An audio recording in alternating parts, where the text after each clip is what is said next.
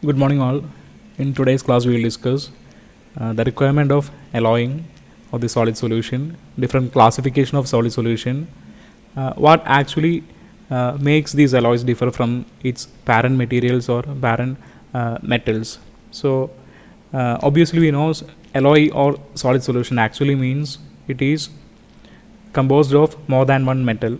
Okay, so it will be having a property which is a combined properties of more than one metal. So we'll be adding these alloying element to the parent material to improve certain specific properties. Okay, when we are considering the metals, we know already the properties of different metals, the inherent properties, which is due to the structural arrangement and the bonding of the metals. To an extent, we can improve these properties of this metal without alloying itself. Like we can improve it by certain strengthening mechanisms like cold working or strain hardening process, or another way of improving the properties is by suitable heat treatment like annealing process, tempering process, normalizing process, etc. So this heat treatment process as well as the cold working process are two mode of improving the properties of the metals without doing any alloying. Alloying is one class of property enhancement in the metals where we can improve certain desired properties by introducing foreign atoms or foreign materials into the parent material. Okay, so the basic advantage of metals or the basic properties of metals include significant strength, good malleability properties, and very good conductors of heat as well as that of electricity, and it should be having a very shining appearance, and which means it is having an opaque property. Okay, and when we are discussing about the limitations or the undesirable or disadvantage of metals, we can say many metals are having weak resistance to corrosions, or it is having a corrosion property as well as the oxidation property in its pure elemental form. Okay, so for if you are considering the normal steels, it is having this vulnerability to oxidation as well as corrosion. Corrosion in the sense like corrosive to the external environment or towards the saline environment. Okay, so in pure forms, the metals may lack the sufficient corrosion resistance and also the oxidation resistance, and there is a limitation in achieving the strength. If we need to achieve the strength by certain mechanisms like cold working or strain hardening, it will automatically compromise the other properties like ductility of the material. So there is always a balance between this strength as well as ductility. So if you are doing some cold working or strain hardening process, it will automatically reduce the ductility. If you are doing some heat treatment process to improve the ductility, it automatically will compromise over the strength of the material. Okay, another problem is like metals sometimes will have very high melting point, so it may also create a difficulty when we are doing the manufacturing process. Like when we are, for example, if you are doing a casting process, if the melting point of the metal is very high, it is very difficult for us to cast that particular metal. So all these are certain limitations when we are taking metals in its pure elemental forms. Okay, so for improving these properties, we can go for alloying process. So these particular limitations can be addressed or it can be improved if we are going for a alloy or metal alloy. Okay, so corrosion resistance can be increased, oxidation resistance can be improved, the melting point can be lowered, at the same time the strength and ductility can be sufficiently enhanced. Okay, so what actually an alloy is, or what actually a solid solution is? We already know alloy or solid solution, both terms are same. Another name of alloy is the solid solution. So alloy is basically a metal composed of more than one metallic elements. So it consists of combination of more than one element. Commonly we used to say it will be having a principal metal to which we will be adding these alloying elements as a minor proportion. If we are considering the iron system, we can say iron is the parent material. Iron will be the principal element. So the weight concentration or the atomic concentration of iron will be larger when we are considering that particular alloy, and small quantities of chromium or we can say carbon or silicon or other alloying elements are added to this ion system. So altogether that will be contributing to a very smaller percentage. That can be one class of alloy, and we can have certain alloys in which there is no principal elements, like we can have the alloying elements in a higher concentration. Okay, it all depends upon the solubility of these foreign atoms into this parent material. So alloy is basically a metal composed of more than one element. Next we will discuss the classification of solid solution or alloys. The solid solution or alloy can be classified basically into two. First one is interstitial solid solution, second one is substitutional solid solution. When we are considering the substitutional solid solution, here the incoming foreign material or incoming foreign atom, it will directly substitute the parent material. So one well-known example is copper nickel solid solution, in which we are considering the copper lattice to which the nickel atoms are coming, and it is replacing the copper atoms, which means the copper as well as nickel are forming a substitutional solid solution, or it is nickel atom is substituting a copper atom. The solute atom and solvent atom, this is two terms which is quite often we will be dealing when we are considering the alloy or solid solution. So solute atom is actually the incoming atom, solvent atom is actually the parent lattice or parent material. So in this case, nickel is the solute atom, it will come and dissolve, or it will come into the copper lattice, it will replace the copper position. And as a further classification, we can say the substitutional solid solution itself can be classified into two, depending upon how where these foreign atoms is occupying. For in the example, as in the case where this nickel is going to fit in the copper lattice, whether it is evenly substituting, or whether it is very randomly substituting. Based upon that, we can have two classification. First one is orderly substitution solid solution, second one is random substitutional solid solution. In the case of ordered substitutional solid solution, the solute as well as the solvent atoms are arranged in a very periodic fashion or very regular fashion in the atomic lattice. In the case of random substitutional solid solution, there is not definite position where these foreign atoms is getting occupied. So it actually will be arranged in very randomly, or it will be distributed very randomly inside the lattice. So next class of solid solution is the interstitial solid solution, where the incoming atom actually will fit into the void space in the parent lattice. So it is not actually substituting a parent material, instead it will be occupied in the void space. So every material, we know, like if you are considering a BCC material or a FCC material or a HCP material, any crystalline materials will be having lot of void space, because atoms are assumed to be of spherical shapes. So how efficiently if we are packing the atoms, there will be certain void space, which is at the maximum we can achieve a packing efficiency of 74%. That is for the FCC material and HCP material. So even for the best close packed structures, we will be having is 26% void space. So in the case of interstitial solid solution, these incoming atoms will be occupying these void spaces. Okay, so one very common example is the carbon atom getting into the iron lattice, or we can say in the case of steel, steel is actually an alloy which is composed of carbon as well as iron. So iron is the parent material, carbon is the incoming material or the foreign material. The maximum concentration of carbon is actually 2% in the steel. So one major requirement for forming the interstitial solid solution is the size of the incoming atom is very small, so that it can easily fit into the free space of the lattice vacant sites.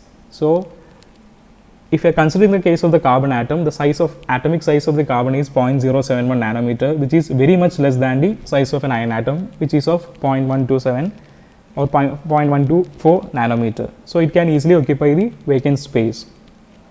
If you are considering the substitutional solid solution, there are certain sets of rules where we have to follow in order to form a solid solution or alloy. In the case of substitutional solid solution, this particular class of rule is called as Hom-Rothery rule.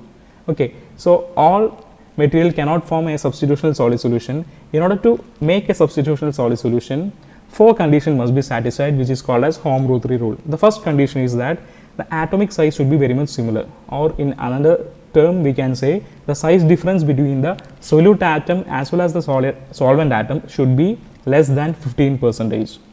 Okay. Second condition is the crystal structure of the base metal should be same. If the parent material is face-centered cubic structure, the incoming foreign material should be, or the alloying material should be also a face-centered cubic structured material. Okay. If the parent material is HCP material, incoming atom also should be HCP material. So that is the second condition. The third condition is the difference in the electronegativity of the two metal must be very small. The last one is the valency of the atom must be similar. So one very good example is the copper and nickel. And copper and nickel alloy, why it makes a good substitutional solid solution is it satisfies all the 4 conditions required for the Home Rule 3 rule. The first condition, the atomic size difference, it is having very closer atomic size 1.128 and 0.125 nanometer. So second condition, it is having both FCC crystal structure. Third condition, the electronegativity difference are similar. The last condition, they have similar valency. So all 4 conditions are satisfied. So this copper nickel alloy can form a substitutional solid solution. So when we say an alloy or a solid solution, it is a substance which is composed of 2 or more elements, and the substance commonly it will be a metallic elements.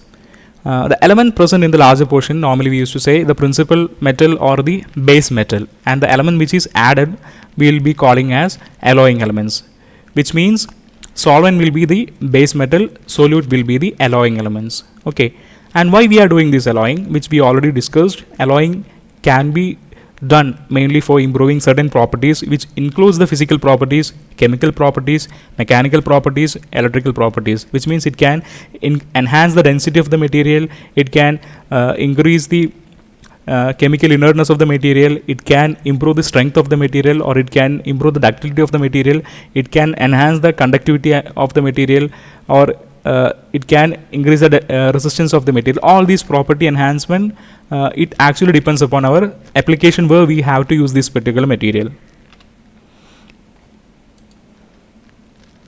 Next, we will discuss one very important topic regarding the solid solution formation or the alloying is the phase diagram. Okay, phase diagram, the classification of phase diagram, the binary phase diagram in detail we will be discussing in the upcoming classes. And first we will start with the basic terms which is associated with the phase diagrams. Okay, first one is the component and second it is the phases. So component are actually chemically recognizable species.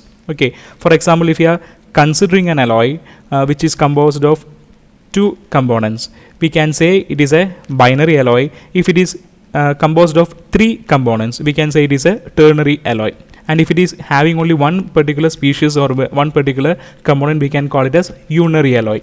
So the number of components or number of chemically recognizable species in that particular system, it actually defines whether it is a binary or ternary or quaternary alloy. Okay, by the term chemically recognizable species, if you are saying, for an example, if you are considering a iron carbon system in which it contains iron as well as carbon.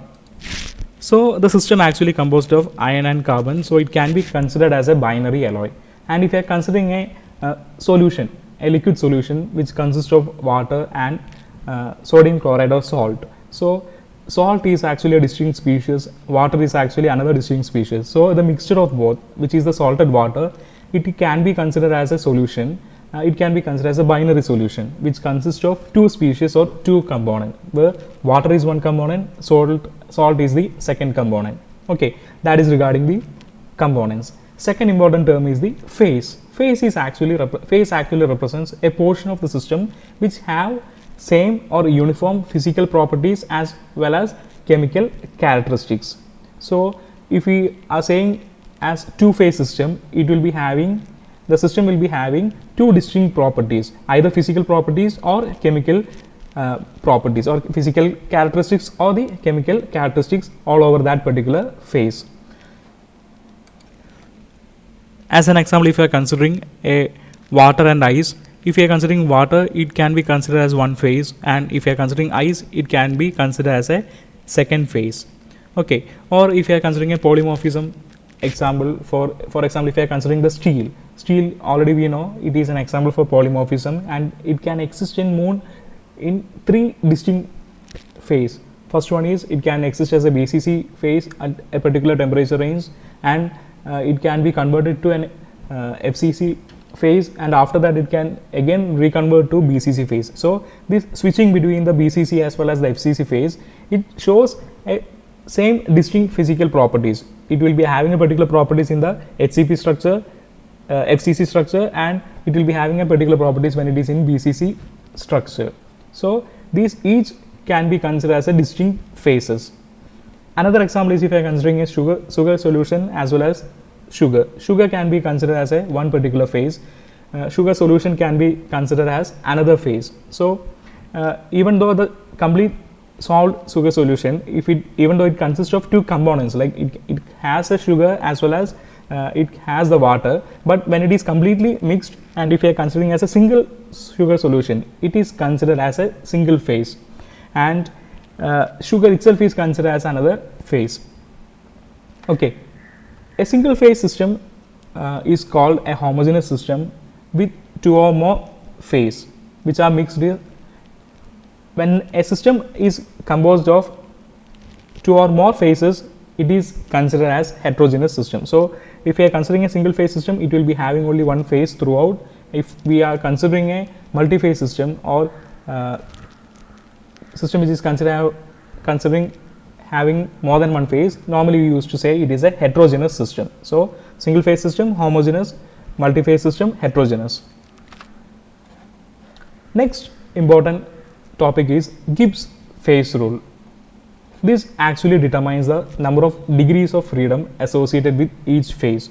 Okay, so this rule establishes the relationship between the number of components, number of phases, and number of the degree of freedom which is available. So by the term degree of freedom, what we actually refers is it is the number of independent variables, for example temperature, pressure, or concentration, which is having an effect on the system, which can be changed without affecting the other variable. So if you are telling like the degree of freedom is 1, so one variable can be changed without creating any change on the other variables. If you are telling the degree of freedom is 2, two variables can be varied. So Gibbs phase rule actually provides a relationship between the number of degrees of freedom, number of components, number of phases. So the actual expression is actually F is equal to C minus P plus 2, where F represents the number of degrees of freedom, C represents the number of components, and P represents the number of phases. But when we are considering the normal solid solution, the liquid solid solution as well as the solid solution, if we are considering, we can consider pressure, we can avoid this term pressure. So pressure is normally considered as a variable. So we will be ignoring this term pressure. So pressure is usually ignored for the cases of the liquid as well as the solid.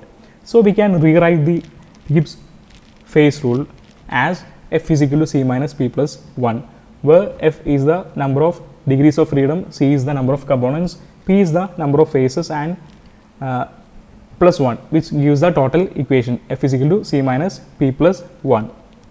Okay. So next important term is the solubility limit. Solubility limit actually accounts how much this solute atom is getting dissolved into the solvent. Okay, it is actually the limiting value of the solute atom in a solution. If you are considering it as a phase diagram, it is the maximum amount of the components that can be dissolved in that particular phase.